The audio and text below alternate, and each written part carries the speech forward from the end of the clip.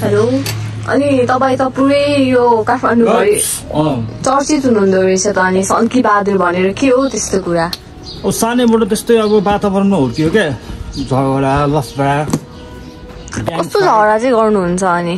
Gang fight normal त्यो खुकुरी सुकुरीहरू त नर्मल त्यो चक्कु सकु त्यो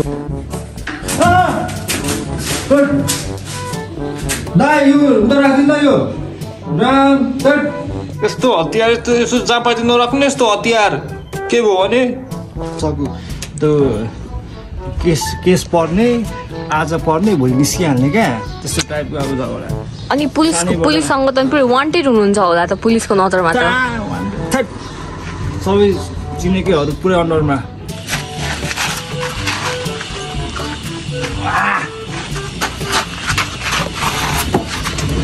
मेरो ट्रेनिङ गर्ने ठाउँमा कसैले ल्यायो के खेल्नु खोजेको त आइज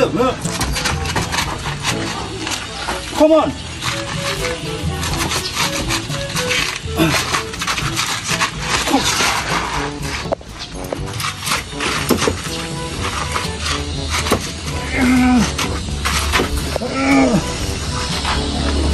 नेपाली 32 मा फेरि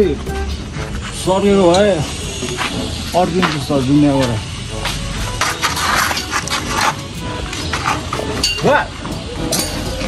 What do you want? पोललाई अर्को टोल पुऱ्याइदिउँ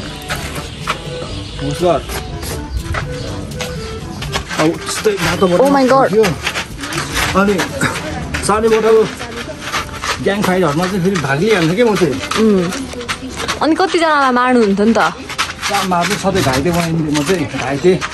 तपाईँ कहिले अनि जेल पर्नु भएको छ त कहाँ जेल त खाना खाने एकछिन बोलाउँछ साथीहरूले भेट्न तपाईँ जेल खाना खान जानुहुन्छ हो Oh my god. अनि सानैबाट अब केटाकेटीहरूलाई चाहिँ माया गर्ने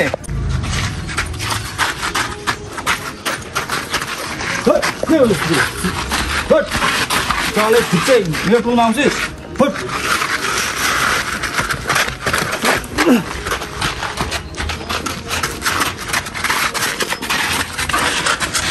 तर त सम्झे ठुल्ठुलो हुन्छ नि त म यो भन्ने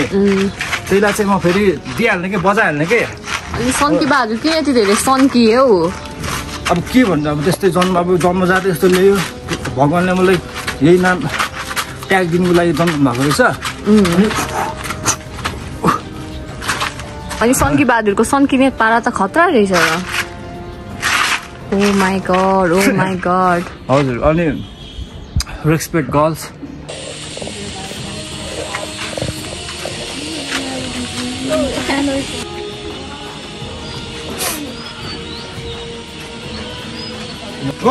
Two kids, one girls. You little boy, come here. Why? All is come here. You the झापटे रंग है जो क्यों मने सुरुमै हेर्नु पर्दैन किन को र सन्की बहादुर भनेर सुने तिमीहरूले तिमीहरूलाई के हो के हो यसको पारा अहिले के अरे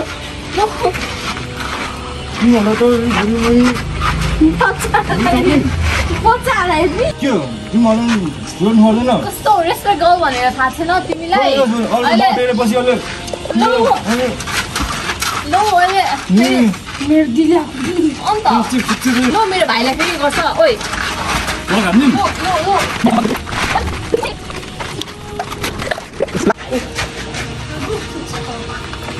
सन्की बहादुरलाई नदेखा परे रुख सनक बहादुर अब म मेरो रनक बहादुर दाइलाई बोलाउँछु रुख यस्तो बोल्नुहुनेछ कि होइन respect girls respect kids love kid respect girls मेरो चाहिँ यही हो अनुशासन अब चाहिँ हामी अन्तिमतिर आयौँ है तपाईँ अनि जीवनभर यसरी नै बस्नुहुन्छ त यस्तै तरिकाले सन्किँदै अब जन्मिँदा पनि सङ्गीतै जन्मियो अब मर्दा पनि त्यही त हो सङ्गीतै मरिन्छ नदेखा परे रुख सनक बहादुर अब म मेरो रनक बहादुर दाइलाई बोलाउँछु रुख यस्तो बोल्नुहुनेछ कि दाइ त्यो हामी दिदी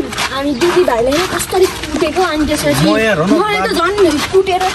भित्तामा खोरे बनाइदिए त्यो त्यहाँ खाऊ यो सनक बहादुर म रनक बहादुर हो बहादुर अनि यो भाइलाई कुटेको रे के यो कुखुरा जस्तो उ बोकेर यो कुखुरा जस्तो सिउर बोकेर हो पकाएको बनाइदिउँ कति गऱ्यो मैले चाहिँ यहाँ दाइ यसले मलाई कति कुट्यो अनि यसले दिदीलाई नि कस्तो घाँटी यस्तो होइन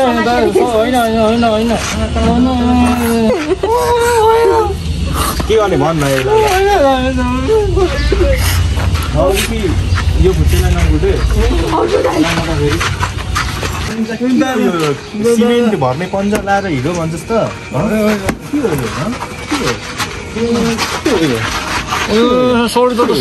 सरी उठो जान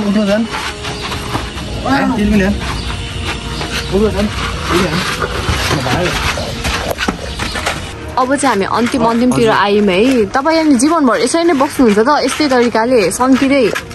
अब जन्मिँदा पनि सङ्गीतै जन्मियो अब मर्दा पनि त्यही त हो सङ्गीतै मरिन्छ। तर यो मेरो फलामी हात यो हात चाहिँ म यति काटेर चाहिँ स्ट्याचु बनाउनु चाहन्छु है। के हो सन्किने बहादुरको हात भनेर हो यो मुर्की के गर्नु सक्छ यो मुर्कीले चाहिँ? यो मुर्कीले त सबैको के ढाड सोझिन्छ है, बिग्रेको कुराहरू सबै बन्ने क्या, मान्छेहरू बिग्रेको सबै सप्रिन्छ यो हातले। त्यस्तो हुन्छ जीवनभरि हो मेरो चाहिँ चाहना है। ल हुन्छ लु तपाईँलाई धेरै धेरै धन्यवाद छ है त मसँग इन्टरभ्यू गर्नुभएकोमा। धन्यवाद सङ्गी बहादुरलाई।